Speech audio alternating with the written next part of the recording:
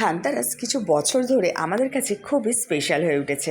সেটা কেন, ভিডিওটা দেখতে থাকো, অবশ্যই তোমরা বুঝতে পারবে। তার আগে বলে দিই, আজকে ধানতেরাসের দিন সোনা, রূপো বা কোনো ধাতু কিছু না কিছু কিনতে হয়। তাই আমরাও সেই ট্র্যাডিশনটা প্রায় অনেক বছর ধরেই মেনে আসছি।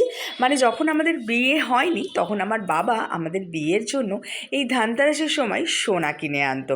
আর যখন আমাদের বিয়ের সোনা কেনা শেষ হয়ে গেল তখন কিন্তু আমরা যে কোনো ধাতু কিনতাম। তাই সেই ট্র্যাডিশন ফলো করেই আমরা কিছু না কিছু কিনে থাকি। সেটা একটা টুকরো সোনা বা রূপো হতে পারে। তো এই বছর যেটা প্রিয়ঙ্কর আমাকে দিল সেটা হলো থাম্ব রিং। রূপোর এই থামরিংগুলো অনেককেই পরতে দেখে আমারও খুব ইচ্ছে জেগেছে। তাই এবছর ধানতেরাসে আমি এটাই কিনলাম।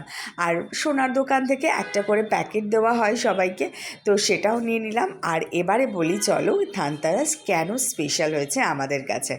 আমাদেরই ঠিক বাড়ির নিচে আছে একটা সোনার দোকান, আর সেখানে খুব জাঁকজমক করে এই ধানতেরাসের সময় আর এই হালখাতা করার সময় খুব জাঁকজমক করে পালন করা হয়। আর সেই জন্য সেই উৎসবটা যেন আমাদের বাড়িতেও পালন হয়।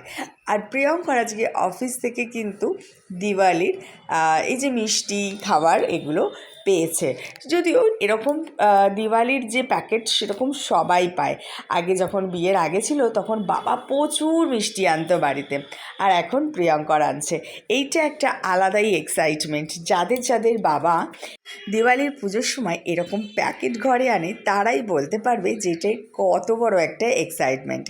তো যাই হোক, নিচে চলে গেলাম। নিচে চলে গিয়ে কিন্তু আমরা ফুচকা খেয়ে নিলাম। এখানে কিন্তু ফুচকা স্টল দেওয়া হয়, আর কোল্ড ড্রিঙ্কসেরও কিন্তু স্টল দেওয়া হয় এখানে। আর তারপরে বেশি ফুচকা না, অল্প একটু ফুচকা খেয়ে নিয়ে আমরা চলে গেলাম প্রত্যেক বছরের মতো প্রদীপ কিনতে।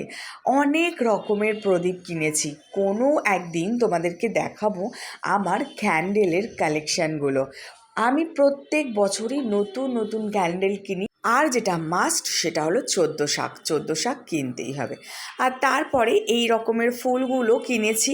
এগুলো খুব উঠেছে এবছর, দেখছি অনেকেই সাজাচ্ছে, তাই আমারও বাড়ি এই ফুলে কিন্তু এবছর সেজেই উঠেছে। ভিডিও আসছে, তোমাদেরকে দেখাবো। তারপরে লাইট তো প্রচুর কিনেছি। আর তারপরে যেটা সবচেয়ে ইম্পর্টেন্ট, প্রদীপ। কারণ ধানতেরাসের পরের দিনই কিন্তু চলে 14 প্রদীপ, কারণ ভূত চতুর্দশী। তো অনেক প্রদীপ নিয়ে নিয়েছি আমি। আর তারপরে লাইট কিনে নিয়েও কিন্তু আমরা তাড়াতাড়ি বাড়ি ফিরে এসেছিলাম। মানে কালী পুজোর সময় পুরো পরিবেশটাই একটা অন্য রকমের হয়ে যায়। আর একটা কথা বলি, আমাদের গড়িয়া এলাকায় কিন্তু প্রচুর স্টল বসতো, কিন্তু এবছর তাদের বসতে দেয়নি। তাই মনটা অনেকটা খারাপ নিয়ে বাড়ি ফিরে এলাম।